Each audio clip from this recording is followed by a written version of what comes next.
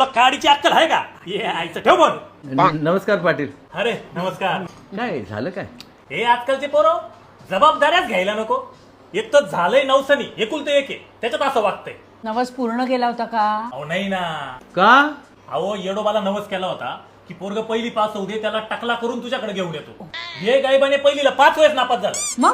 मग काय पहिली पास होऊ दे म्हणून परत नवस केला. असं करीत करीत आतापर्यंत 15 नवस झाले. पोरग ऑटोमॅटिक टकलं झालं, पण नवस काही फेडता आला नाही मला. नाही पण नवस केला तर तो फेडावा लागतो.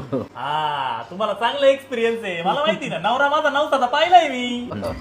चला ना गडे. हो पण आता नको ना गडे.